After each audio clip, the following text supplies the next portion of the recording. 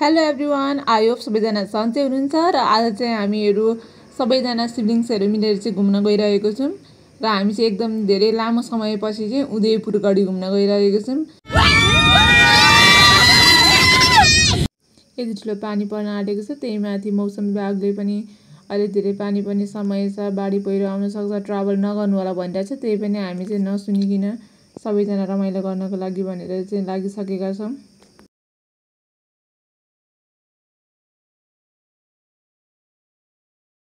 यसरी अटेर गरेर हिँड्नु राम्रो बानी त होइन, त्यही पनि समय परिस्थितिले यस्तै जुराएपछि हामी त्यही घुम्न लाग्यौँ।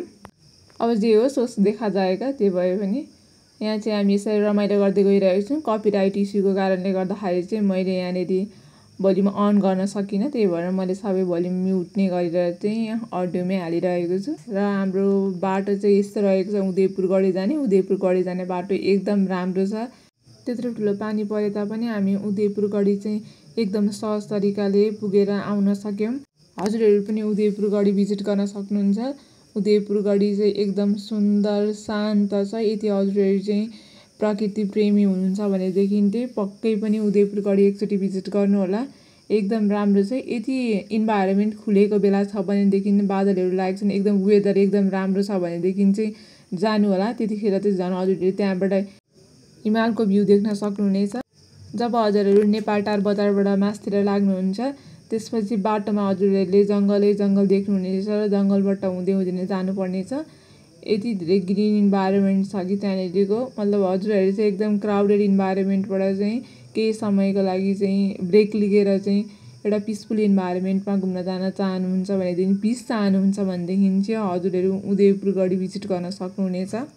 हामी चाहिँ फाइनल्ली उदयपुर गढीको चाहिँ गेटनिर आइपुगिसकेको छौँ र पानी यति धेरै ठुलो परेको छ कि हामीले राम्रो तरिकाले इन्जोय पनि गर्न पाइनौँ, पानी ठुलो परेको कारणले गर्दाखेरि। तर घरिघरि पानी रोकिरहेको थियो, जसको कारणले गर्दाखेरि चाहिँ हामीले अलिअलि फोटोज अनि त्यसपछि भिडियोहरू बनाउन पायौँ।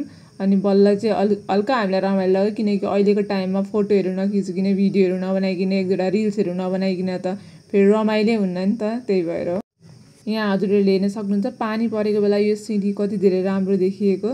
यहाँ चाहिँ हामी लास्टमा सबैजनाले छोडेर गइसक्यौँ, म र सूर्य भाइ मात्रै छौँ। लास्टमा चाहिँ हामीहरू चाहिँ सामान बोकेर गइरहेको छौँ। हामीहरू भन्दा पनि स्पेसली सूर्य भाइ साइड ब्याग बोकिओरिकन पुरा चस्मा लगाइओरिकन, भाइ कता हिँड्दैछस् भनेर चाहिँ म जिस्काइरहेको छु।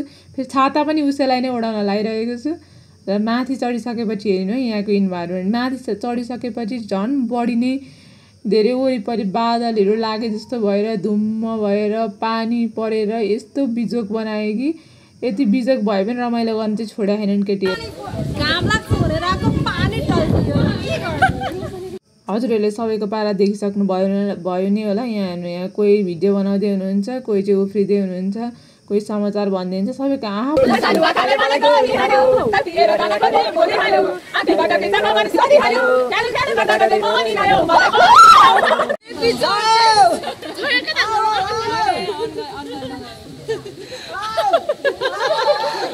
अब यसपछि चाहिँ हामी गढीभित्र जानेछौँ। पहिले यहाँनिर यसरी राजाको किल्ला बनेको थिएन, अहिले चाहिँ बनिया रहेछ।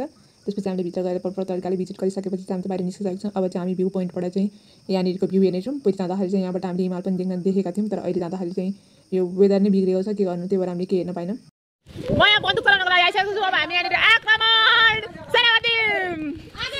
मेरो भाइहरूको पारा यस्तो छ नि, कहाँ भन्छ त्यही भएर अनि घुम्ने बेलामा कहीँ लिएर जाउँ भने हुँदैन। अब यत्रो ठुलो भए चाहिँ के गरे अहिले फेरि एकछिनपछि चाहिँ यहाँको वेदर पुरै खुलिसकेको छ। हेर्नु, पानी पनि रोकिसकेको छ, यति राम्रो देखेको थियो कि पानी रोकेपछि।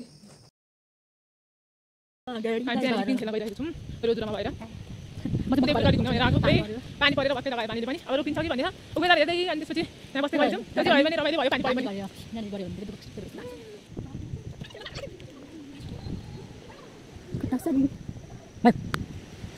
मैले चाहिँ यहाँ बुके बनाइसकेको छु, फरेस्ट्रीको स्टुडेन्ट हो, त्यही भएर बुके नबनाउनु दुःखै भएन। र यो क्युट मान्छेको लागि, र हाम्रो क्युट मान्छे चाहिँ यहाँनिर हुनुहुन्छ, क्युटी पाए। यहाँनिर चाहिँ केटाकेटी खेल्ने ठाउँ पनि मस्तसँगले रहेछ, त्यही भएर आफ्नो बच्चालाई लिएर चाहिँ यहाँ घुम्न जानु भए पनि एकदम राम्रो हो। केटाकेटी मस्त खेल्छन् यहाँनिर।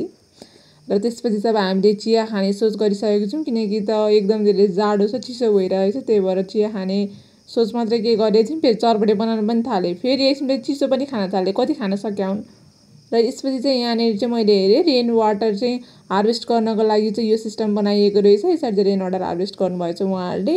यसपछि चाहिँ अब हामी यहाँ झरना हेर्न गइरहेको छौँ। यो चाहिँ हाम्रो लागि एकदम ठुलै नै झरना हो किनकि हामी तराईमा बस्छौँ।